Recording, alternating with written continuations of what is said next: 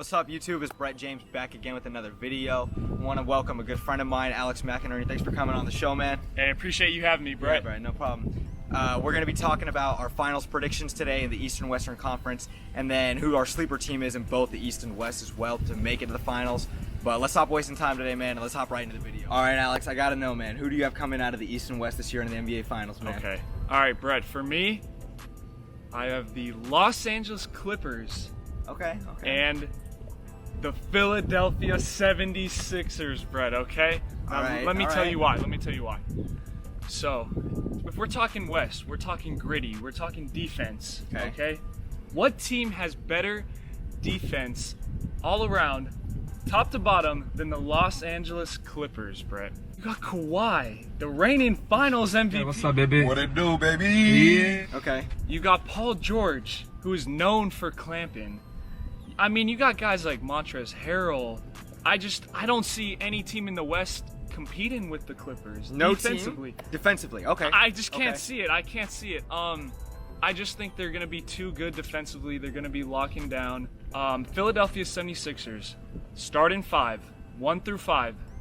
The best starting five in the NBA. Arguably. No cap. Arguably. In my humble opinion. All right. Let me tell you why. You got an all-star, Ben Simmons, who we've seen early in the preseason. He's shooting threes. He's looking good. He might, if he can get that jump shot going, I will give you that. They're going to be dangerous. I'll give you that. You got Joel Embiid, arguably the best center in the NBA. When healthy. When healthy. You're right. That's the thing, you know? So, That's a great point. And then you got cats like Tobias Harris. Former You Magic got player. Josh Richardson. Yeah, You got good Big trade. Al Horford. Great signing. That was an underrated signing this offseason, man. Agreed. And who else could stop Giannis besides Kawhi? He's out of the East. Then Big Al Horford. Facts, man. Known for locking up Giannis. I mean, I just got the 76ers. Now, I know they're a little suspect, their bench. Okay.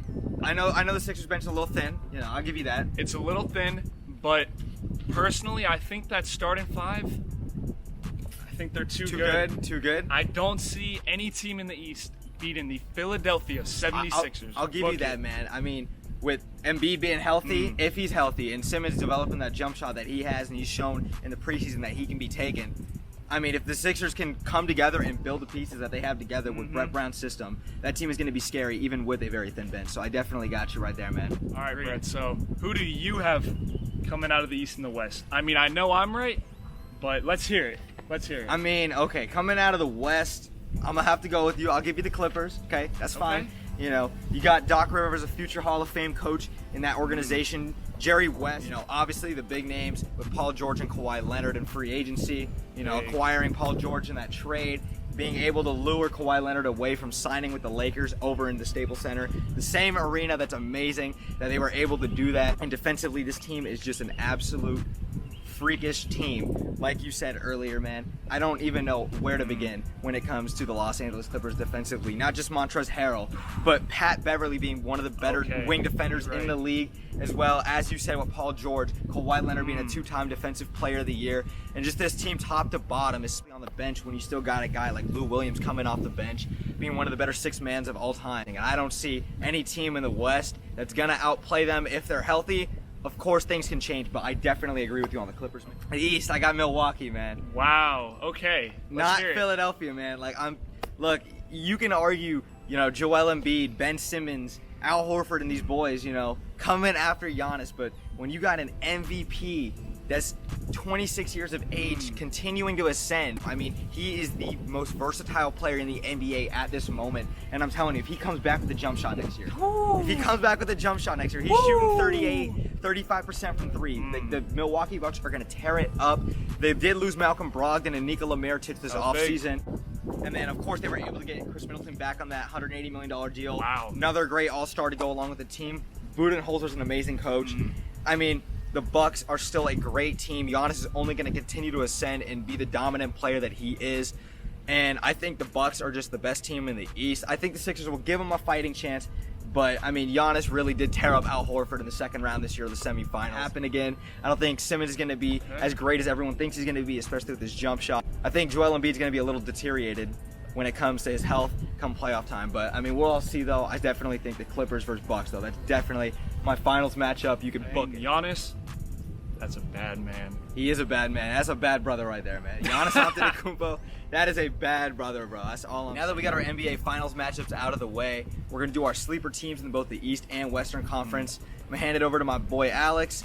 Alex, man, who do you got? Sleeper team, East and West, man. Hit me with Okay. it. For the Western Conference, my sleeper, Brett, I got the Portland Trailblazers. But look, this year, I think they added some great pieces. You got Kent Bazemore coming off the bench. Much needed help shooters. Okay, Basemore's nice. Dame and CJ need some help. They need some shooters on the wing, space the floor a little bit. Yeah. And you gotta look, they got a guy, Hassan Whiteside, who once led the league in blocks. That's a bad man. Hassan Whiteside. Yeah, Hassan Whiteside's guys. And if they can get Nurkic back, I don't know, Brett. I think don't sleep on the Portland Trailblazers. I think they're going to be nice this year. Man, the thing is with the Portland Trailblazers, we don't know. Are they going to actually be that inconsistent team that we've seen the last 2 years, where 2 years ago in the playoffs, they got swept by the New Orleans Pelicans and Drew Holiday absolutely clamped on Damian Lillard? Or are they going to be the team that we just saw in this year's past playoffs where they made it to the conference finals and they actually just went and destroyed Oklahoma City and sent them into a complete rebuild, it felt like? Who do you got in the East, though? So for the East, my sleeper team is the Boston Celtics. The Celtics? Let me tell you, bro. Oh, Let me tell you. Man. So Okay. they did just lose a multi-time All-Star in Kyrie Irving. Okay. But look, I'm going to tell you this right now, Brett. The Boston Celtics got better by losing Kyrie Irving, okay? They're getting a guy, Kemba Walker, a first-team NBA guy last season, Brett. I just think Kemba Walker is that piece, going to be that guy in the locker room. He's going to be able to get guys like Jason Tatum, Jaylen Brown, Marcus Smart to play their best and really show up every single game. And not to mention, they got a guy who you know very well, Brett, Gordon Hayward, okay? Now, this man was an all-star just 2 seasons ago. Yeah. He's coming off of an injury from last year. We didn't see the best in Gordon Hayward, but if we can get another all-star year out of Gordon Hayward, Brett, Yeah, they'd be solid. these Boston Celtics, don't sleep on them, Brett. I definitely like that Kemba Walker signing. I think that whole big. team has gotten a lot better. I like the growth of Tatum and Brown. I expect a lot from them this year, but that loss of Al Horford, man, it's going to come back to bite them come playoff time, man. You're replacing him with Enes Kanter, one of the worst defensive centers in the league.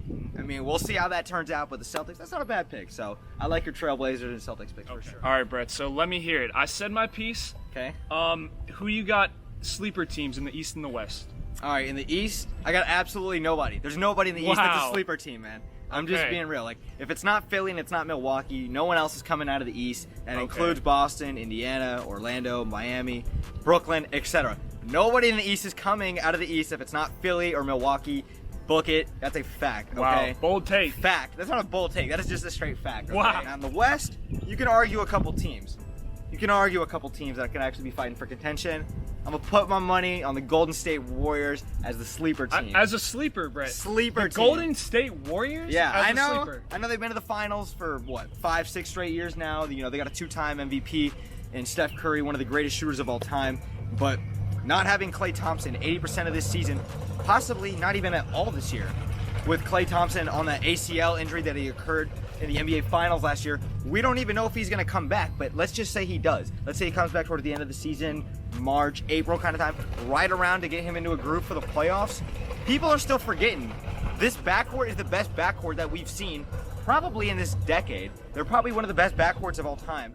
Steve Kerr's still a great coach, okay? And then they acquired D'Angelo Russell in that Still trade. got Draymond Green, his pick and roll partner with Steph Curry. And they've still got decent guys on the bench, Cauley Stein, Alec Burks, and a couple other nice pieces. So I like the Warriors as a sleeper team, man. If they get Klay Thompson back, I'm telling you, no one wants to see Steph, Klay, D'Lo, and a couple other boys come playoff time.